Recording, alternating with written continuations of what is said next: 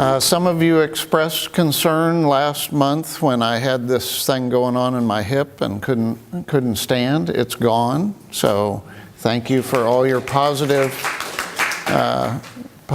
prayers and thoughts. So today I'd like to talk to you about faith and how we can understand that in a way that maybe is a little different than what most of us have had in our life. I'd like to talk to you, about the senses of the heart. And as we've been told, see if I can get this working. Make sure it's on. It's on. No, I'll take it for you. Is it? Just on. There we go. I clicked it for you. Okay. So this is the first week of Advent. I grew up in a fundamentalist Christian church, so we didn't celebrate Advent. Advent was some man-made thing. We went straight to the New Testament and focused on that. And so Advent to me, I couldn't quite get my head around it for a long time. But what I know about Advent now is that Advent is about preparing ourselves for the coming of Christ, for the birth of Christ. And in many traditions, many Christian traditions, it's about anticipating an external event. But for Unity, it's about preparing for an internal event, something that happens within us. And so we have a manger, we have a place within us that we prepare for that coming, for that birth. And it's a rebirth that happens over and over and over again. Not just this time of year, but as we come to a fuller and fuller awareness of the divine within us, we rebirth the Christ consciousness. And so the New Testament, one of the most famous passages about faith is Hebrews 11:1, which says, we all know it, now faith is the substance of things hoped for, the evidence of things not seen. That's King James Version. Substance in that passage is a Greek word, upostasis. Stasis we've talked about before. Stasis means to stand or to be a particular place. Upo means underneath. So it's the underlying substance of the universe is what substance means there. And so I've got a translation from the New English translation, which kind of updates it a little bit. Now faith is being sure of what we hope for, being convinced of what we do not see. So what we know is that faith is about things that we don't see. It's not about material things that we do see. I don't have to have faith in this piece of paper because I've got my hand on it, I see it, it's a physical thing that I'm holding. So I don't need to have faith in this piece of paper. But faith then is about things that we don't see. And how do we see the things that we don't see? We see them by not looking through our physical eyes, but beginning to look through our spiritual eyes. So Eric Butterworth said, religious teachings and teachers have conditioned us to think of faith as a magic catalyst that makes God work for us. In no way does faith make God work, nor does it release some kind of miracle power. Faith simply tunes into and turns on the divine flow that has always been present. We're basically aligning ourselves with the flow. We're waking up to the flow of the energy of the universe as it continues all around us all the time to flow and to create and to bring love into the world.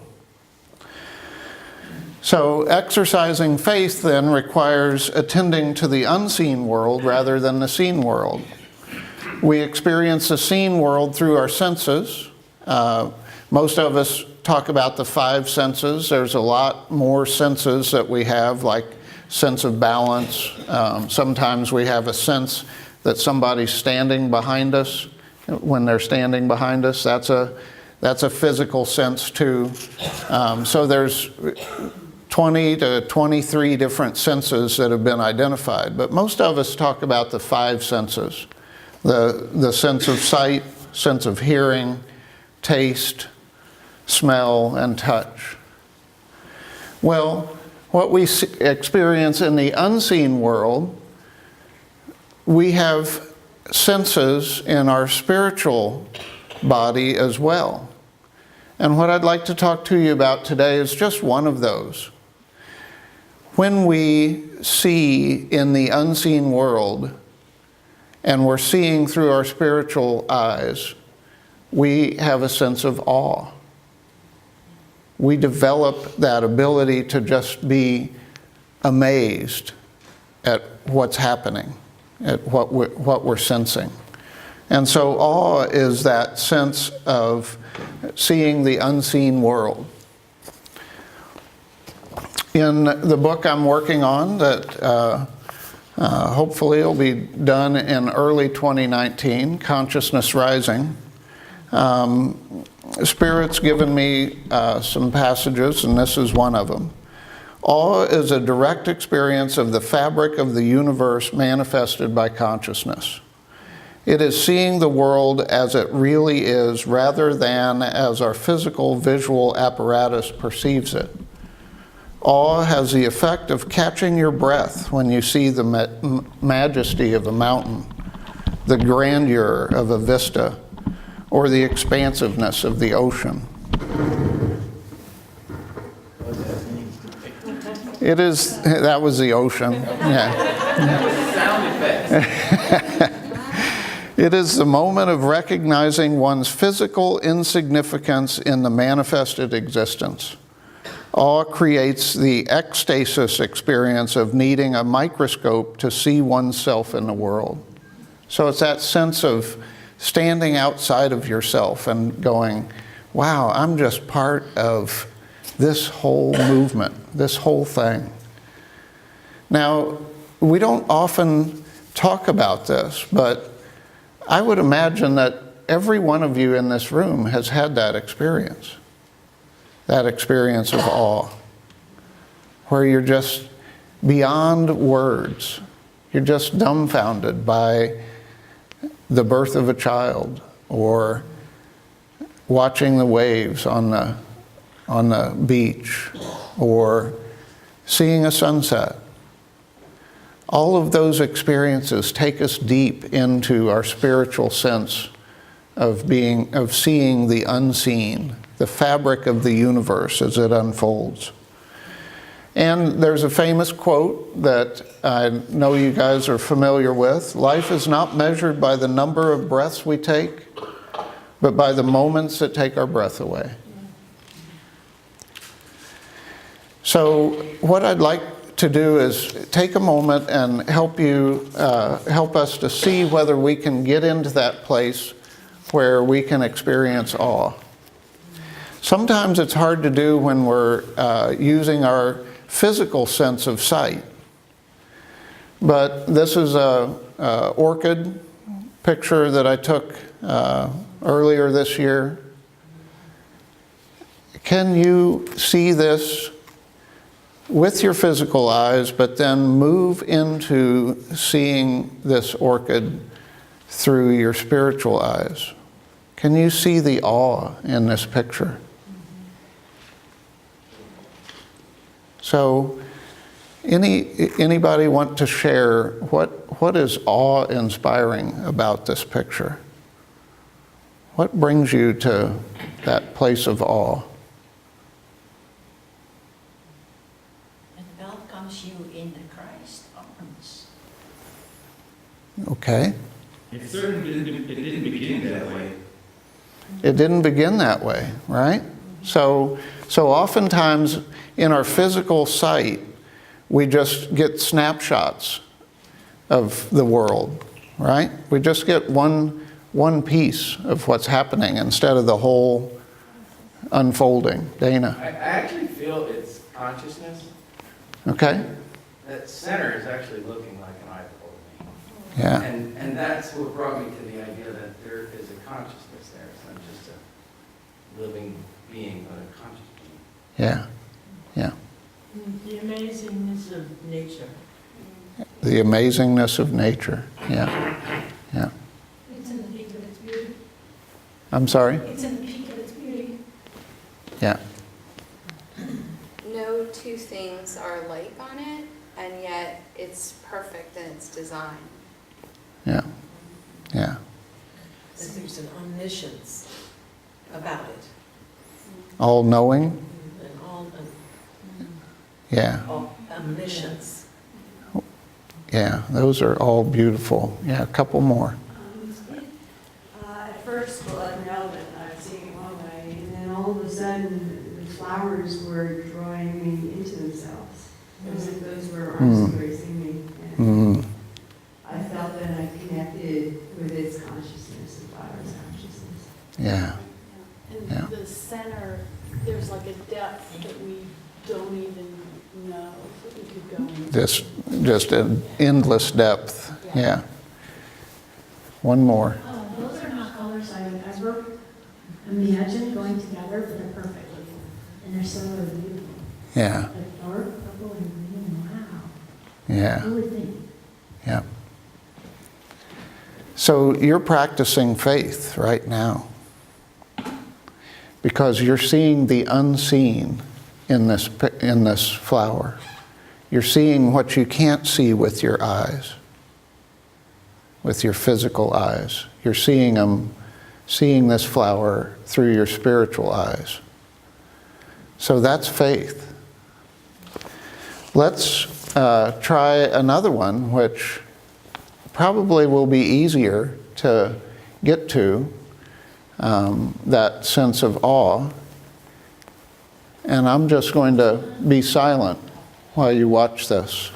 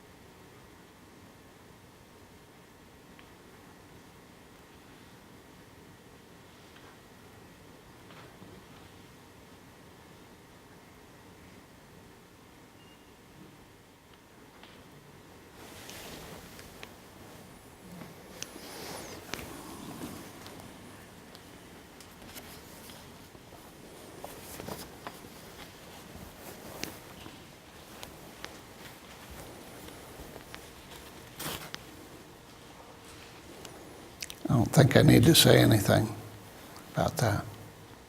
That's what principle, that's what God does for each one of us when we connect to who we were born to be, to the essence within us. The essence within an acorn as an oak tree. The essence within you and me is Christ consciousness.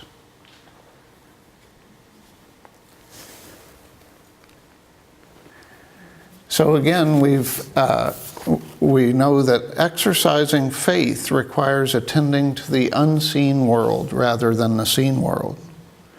And we've got the 5 senses of the seen world. We talked about one sense of the unseen world.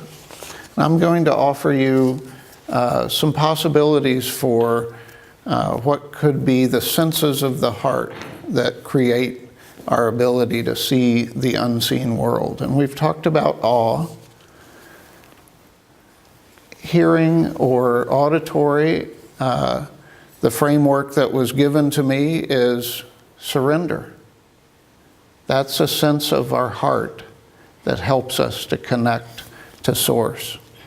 Taste, gratitude.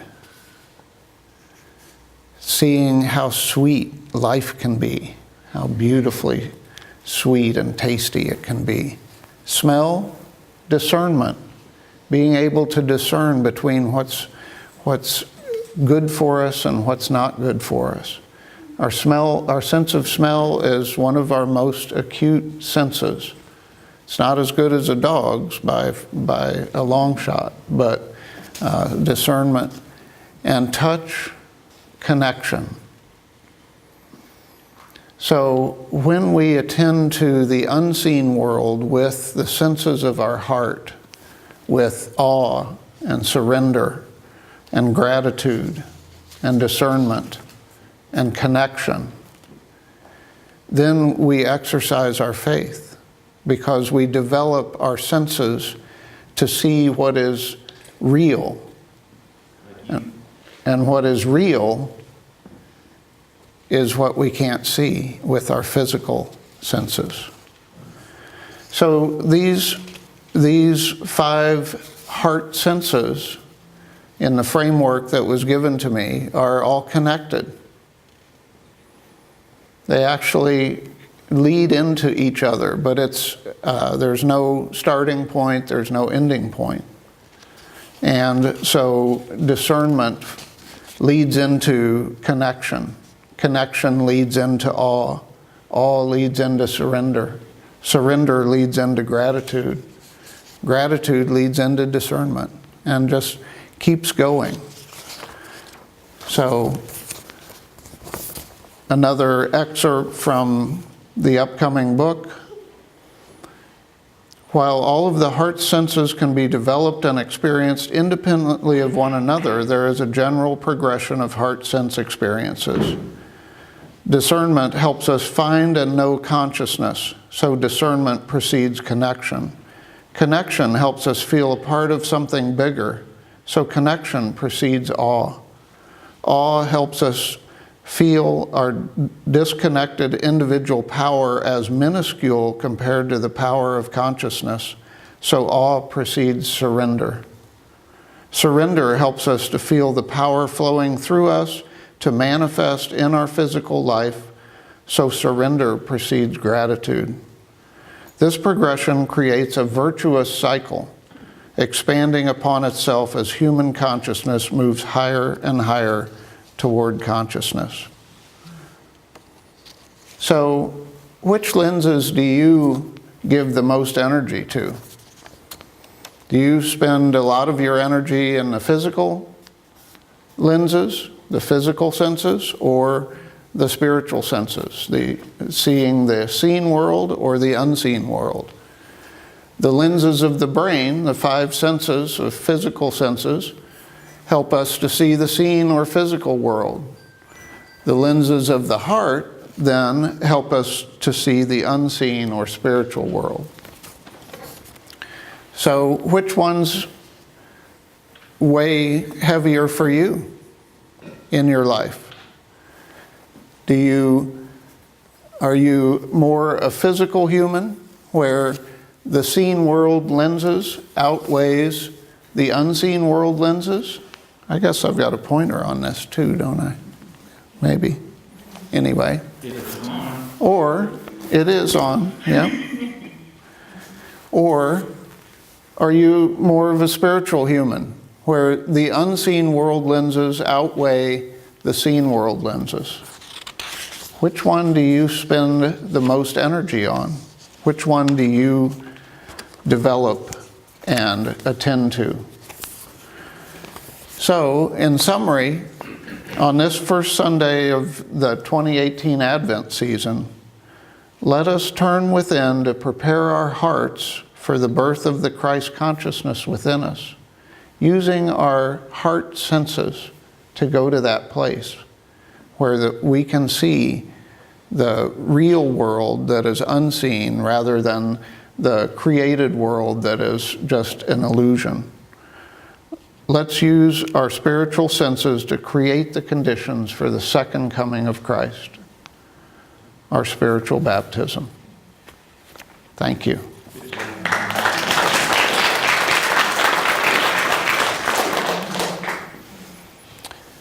Let's take a moment and go into meditation and practice some of these spiritual senses, these senses of the heart. I'd invite you to get comfortable in your seat. Put your both feet on the floor if you're comfortable doing that. Take a moment and check in with your body. Make sure it's comfortable and relaxed. Either close your eyes if you're comfortable doing that, or soften your gaze. And just take a moment and attune to your breath. Feel your breath coming in through your mouth or nose. Feel your exhale going out through your mouth or nose.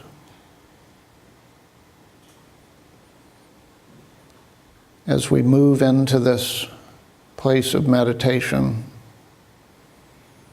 I'd invite you to move from the physical senses to the spiritual senses. Instead of seeing with your physical eyes, set your intention to experience awe.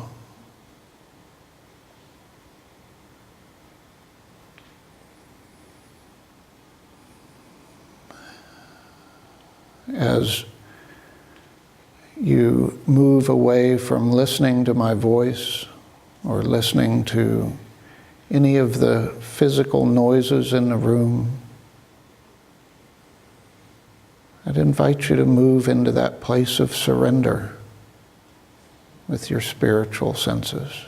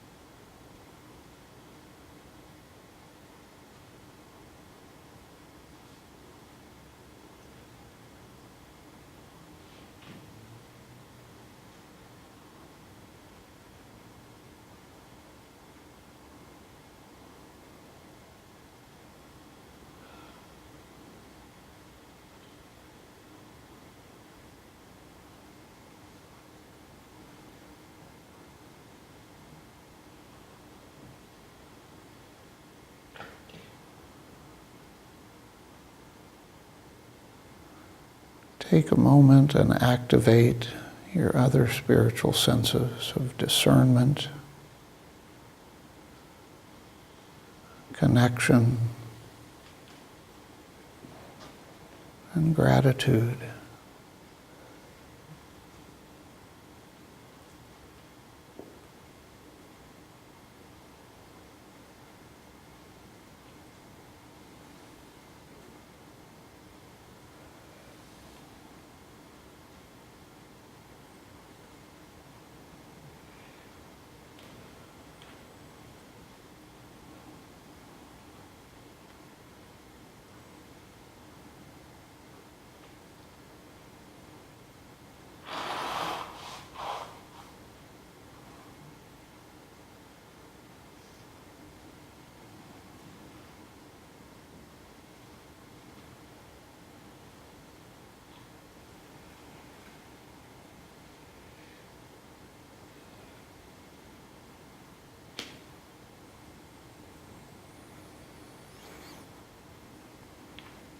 And as we draw this time of meditation to a close, I'd invite you to bring into your awareness, into your waking self, these senses of the heart: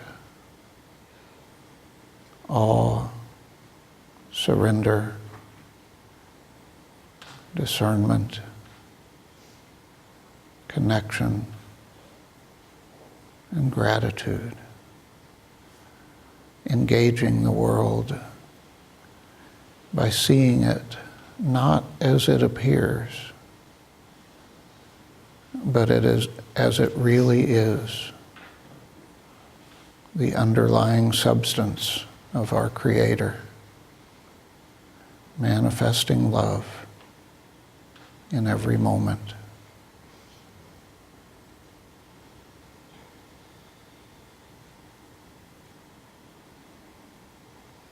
Now bring your awareness back to the room, back to your body.